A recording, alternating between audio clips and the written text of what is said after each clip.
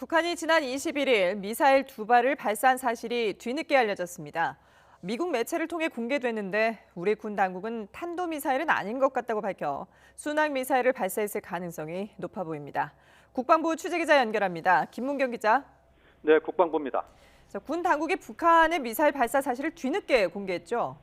그렇습니다. 합동참모본부는 북한이 지난 21일 서해상으로 미사일 두 발을 발사했다고 밝혔습니다. 다만 이 미사일이 탄도미사일은 아닌 것 같다고 덧붙였는데요. 이에 따라 순항미사일일 가능성이 높은 것으로 관측됩니다. 발사된 미사일의 재원과 비행거리 등은 곧 공개될 것으로 보입니다. 북한의 미사일 발사 정황은 우리 군의 탐지 자산에도 포착된 것으로 알려졌습니다. 하지만 미국 매체가 전하기 전까지 우리 군은 북한의 미사일 발사 사실을 공개하지 않았습니다. 그동안 시차를 크게 두지 않고 북한의 발사체 발사를 공개해온 점을 감안하면 상당히 이례적인 일입니다. 앞서 워싱턴 포스트를 비롯한 외신들은 우리 시간으로 오늘 새벽 북한이 지난 주말 미사일 여러 발을 발사했다고 전했습니다. 이와 관련해 미 고위 당국자는 북한이 다양한 무기를 실험하는 것은 통상적인 연습이며 유엔 안전보장이사회의 결의안에 위배되는 것이 아니라는 취지로 반응했습니다. 바이든 대통령은 별로 달라진 것이 없음을 알게 됐다고 말했는데 외신은 북한 정권이 변하지 않았음을 지적한 것이라고 해석했습니다. 네, 북한이 순항미사일을 발사했는데 이번이 처음은 아닌 거죠?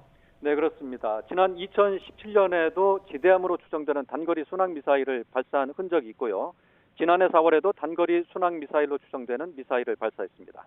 다만 이번에 발사한 미사일이 순항미사일이 맞다면 단거리인지 아니면 사거리를 들린 개량형 순항미사일을 시험 발사했는지가 관심입니다. 북한이 지난 6월 8차 당대회 열병식에서 순항미사일로 추정되는 개량형 미사일을 공개했는데요. 당시 화면을 보면 각각 5개의 바퀴를 단 차량이 미사일을 싣고 열병식에 참가한 것이 관측됩니다. 북한은 당시 국방과학부문에서 초대형 방사포를 개발하고 중장거리 순항미사일을 비롯한 첨단 핵전술 무기들도 연이어 개발했다고 강조했습니다. 북한이 보유한 순항미사일은 KH-35 우란 개량형이 있는데 지난 열병식에서 공개된 순항미사일은 또 다른 개량형으로 추정되고 있습니다.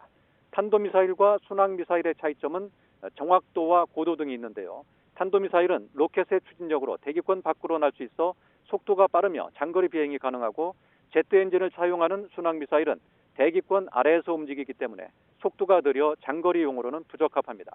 순항미사일은 다만 로켓 연료가 연소될 때까지만 유도되는 탄도미사일과 달리 목표물에 도달할 때까지 유도할 수 있어 정확도가 뛰어난 장점을 갖고 있습니다. 현재 유엔 결의는 북한의 탄도미사일 발사에만 제재를 가하고 있어 순항미사일이 맞다면 제재 대상이 아닐 수도 있다는 관측입니다. 올해 들어 줄곧 잠잠하던 북한이 우리 연합훈련이 끝난 직후에 그리고 지난주 한미 외교국방장관의 2+2 회담 직후에 미사일을 발사한 의도에 관심이 쏠리고 있습니다. 지금까지 국방부에서 YTN 김문경입니다.